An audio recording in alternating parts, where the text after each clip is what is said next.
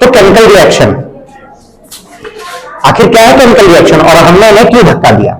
अब सवाल यही आता है कि हमने उन्हें धक्का क्यों दिया, और यही सवाल आपका आंसर करेंगे chapter 1।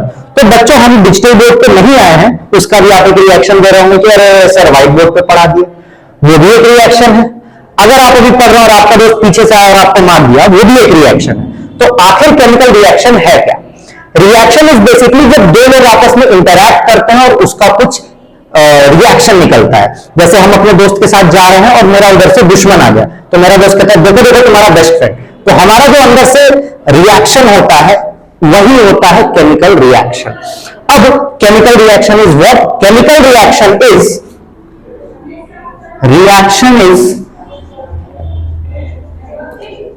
An expression. Reaction is an expression, मतलब ये आपको एग्जाम्स में नहीं लिखना है, पर रिएक्शन एक एक्सप्रेशन है। तो बच्चों आप अगर हमें देख रहे हैं तो लाइक शेयर सब्सक्राइब करिएगा। ये चैप्टर स्टार्ट करते हैं, जय श्री राम हर हर महादेव। हमारे टेलीग्राम चैनल को भी जरूर फॉलो करिएगा नोट्स पाने के लिए। हर एक चैप्टर अब आपको जब तक हमारा डिजिटल बोर्ड नहीं खत्म होता है, हर एक चैप्टर के आपके प्लेलिस्ट बनेंगे। उन प्लेलिस्ट में आपके चैप्टर की थ्योरी होगी, एनसीईआरटी क्वेश्चन से आईसीएसई बुक के क्वेश्चंस होंगे, प्रीवियस ईयर क्वेश्चंस होंगे और उसके साथ सारे एक्सपेरिमेंट्स होंगे। तो फॉलो करना ना भूलिएगा। और आइए पढ़ते हैं। तो अब ये है रिएक्शन इज एन एक्सप्रेशन। और केमिकल रिएक्शन क्या है? What is a chemical reaction? Chemical reaction occurs between two or more elements, molecules और compound। ये आपस में जब रिएक्ट करते हैं, आपस में मिलते हैं, तो उसका क्या आंसर आता है वो एक रिएक्शन होता है। और इक्वेशन क्या होता है? इक्वेशन इज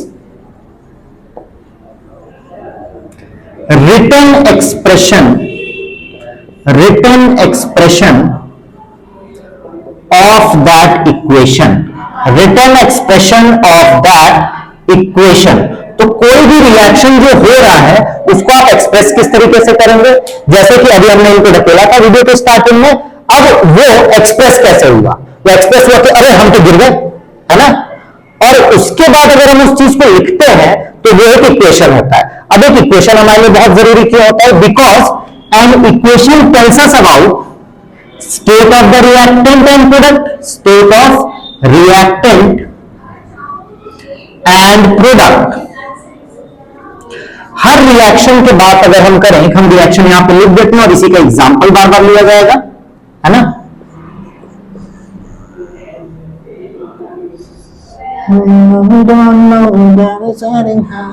तो 2024 और 25 के लिए ये न्यू बैच स्टार्ट हुआ है, इसको ज्वाइन करिए, भूलिएगा बिल्कुल नहीं। तो ये हमें किसके बारे में बता रहा है बच्चों? स्टेट ऑफ रिएक्टेंट और स्टेट ऑफ प्रोडक्ट के बारे में बता रहा है।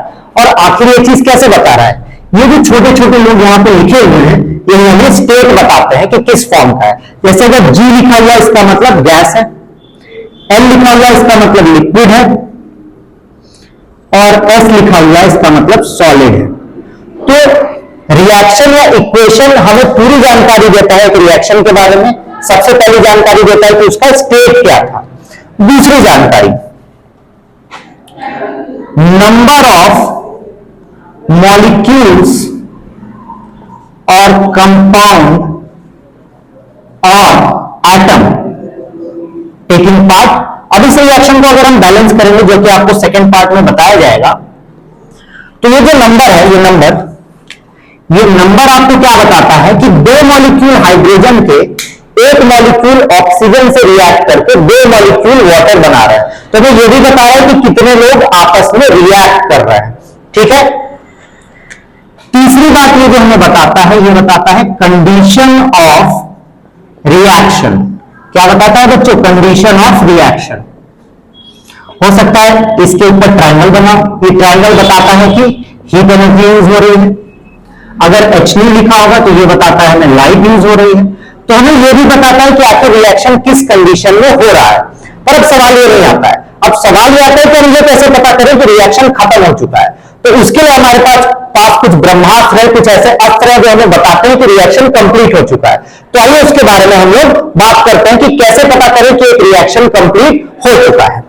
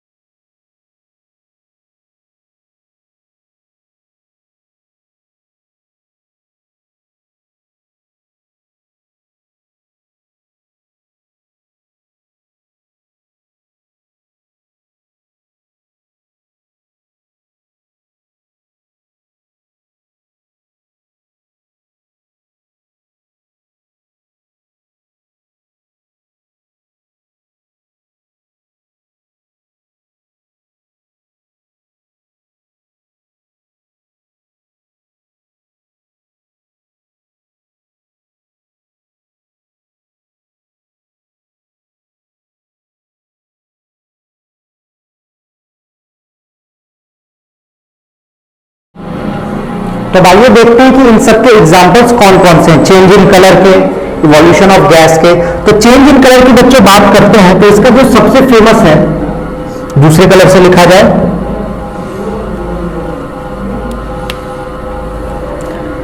सिट्रिक एसिड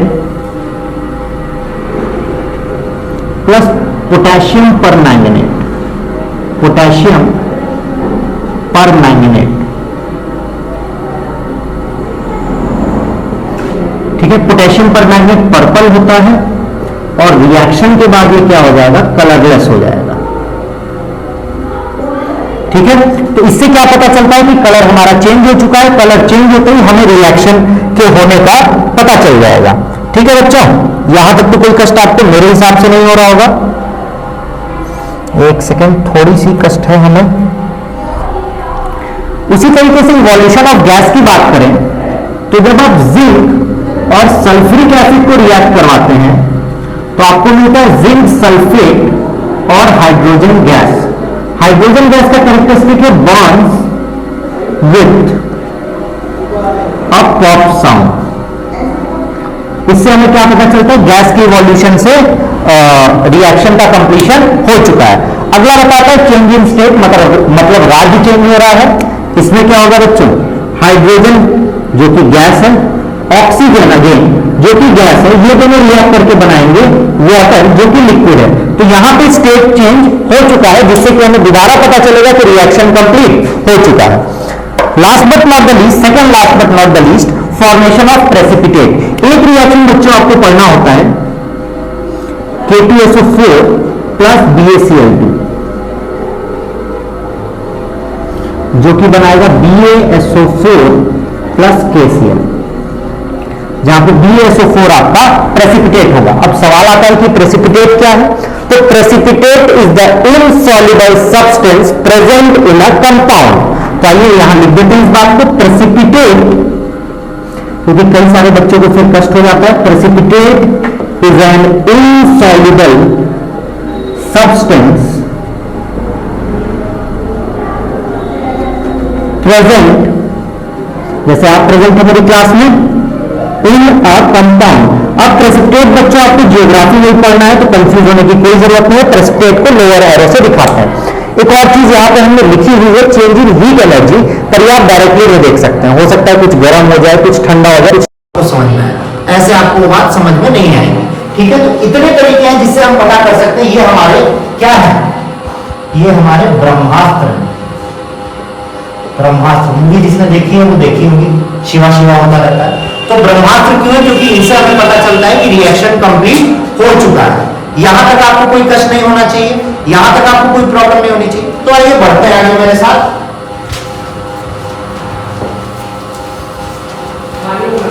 थोड़ा सा आपको कष्ट हो रहा होगा क्योंकि डिजिटल बोर्ड नहीं है बच्चों, पर पढ़ाई आपकी एकदम मिलेगी, पढ़ाइएगा बिल्कुल।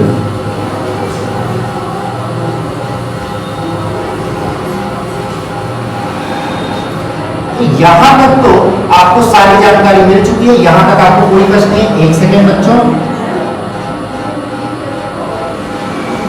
एक इंपॉर्टेंट बात रिएक्शन की जो आपको पता होनी चाहिए कि जो रिएक्टेंट होता है, रिएक्टेंट और प्रोडक्ट का नेचर एक जैसा नहीं होता है। इसका मतलब हम क्या कह रहे हैं, जिन रिएक्टेंट से प्रोडक्ट बना है उनका केमिकल नेचर आपस में बहुत ही अलग होगा।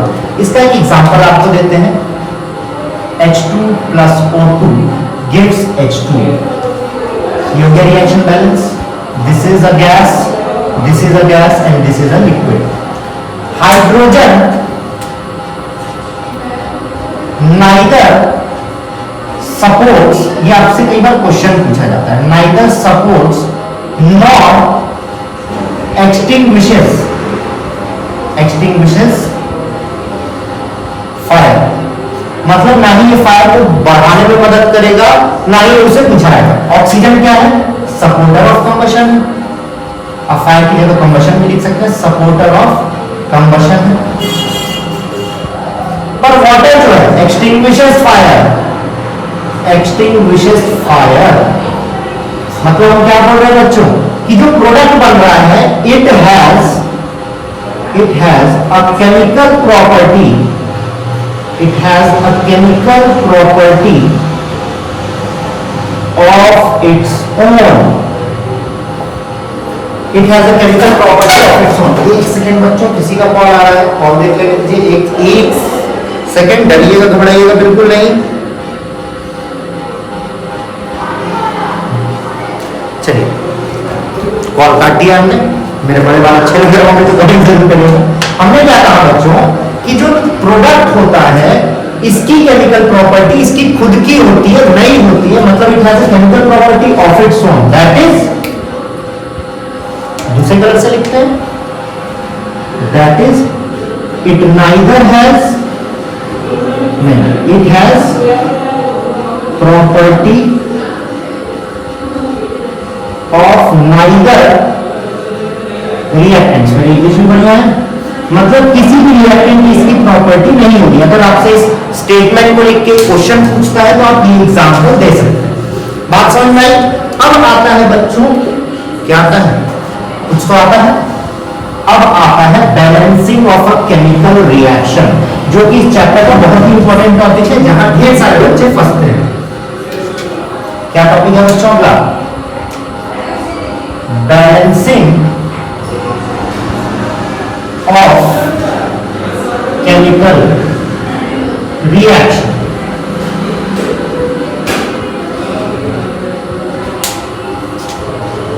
तो आपको बहुत पहले बताया गया होगा, नहीं बताया गया तो science is a question of why. तो हम कह रहे हैं कि केमिकल रिएक्शन को बैलेंस करना है। तो सवाल आता है क्यों करना है, क्वेश्चन मार्क लगता है क्यों करें बैलेंस, मेरा मन नहीं है। तो कई सारे बच्चे बैठ के सोच रहे हैं क्या ये बकवास कर रहा है, हमारा मन है, इट्स माई चॉइस, मैं करेगा। पर ऐसा कुछ नहीं होता है। रिएक्शन हमें बैलेंस बच्चों इसलिए करना होता है क्योंकि एक लॉ है। कौन सा लॉ है? Law of conservation of mass which states that mass can neither be created nor be destroyed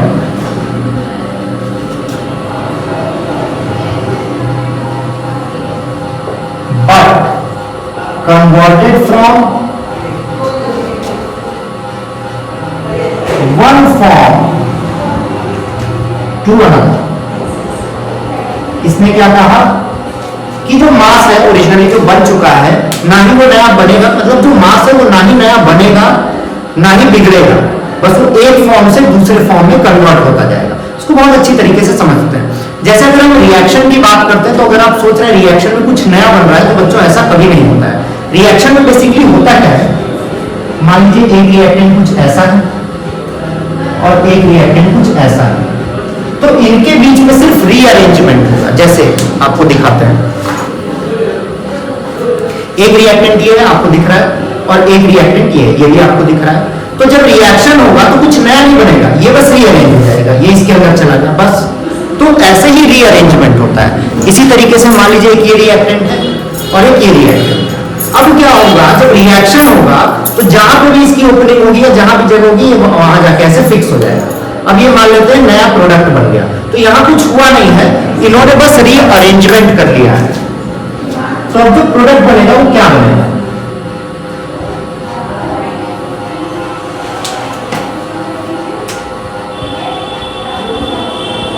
बस क्या हुआ, रीअरेंजमेंट हुआ।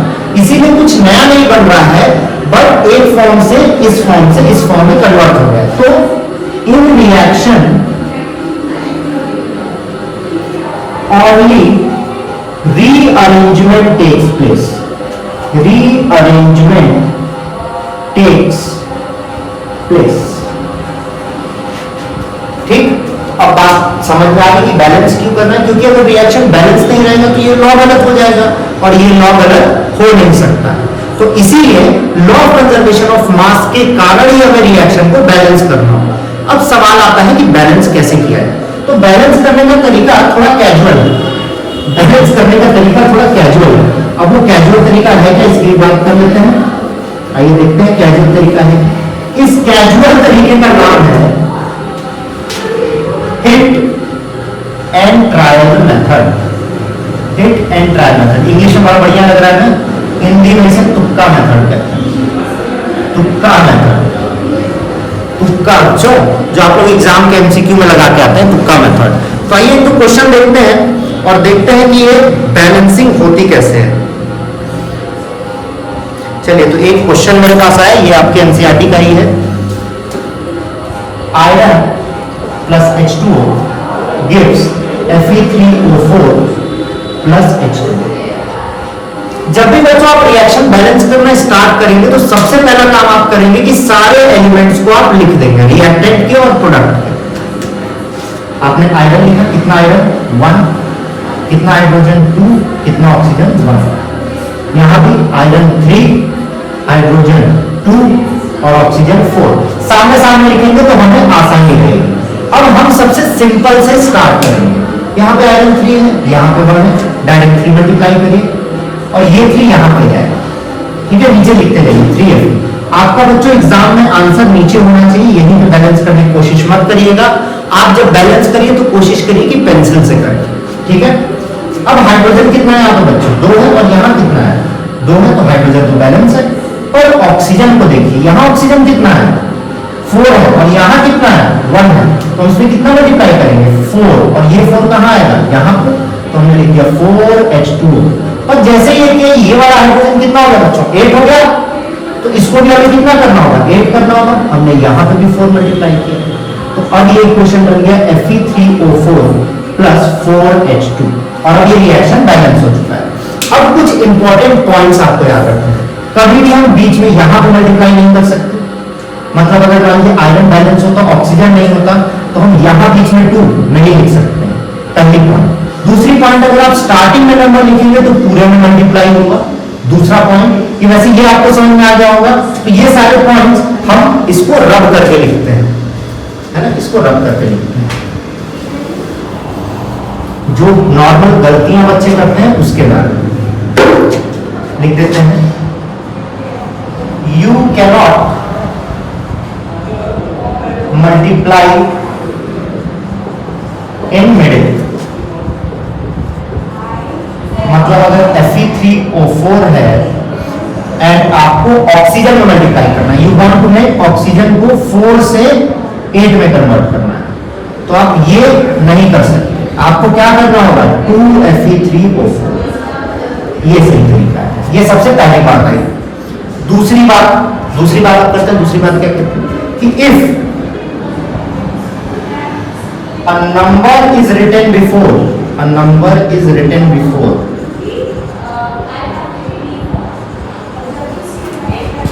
it is multiplied in all, is multiplied in all का मतलब ये जो F2 लिखा गया है, 2 लिखा गया है, ये 2 आयरन में भी मल्टीप्लाई होगा और ऑक्सीजन में भी मल्टीप्लाई होगा। तीसरी बात, if a number is written outside bracket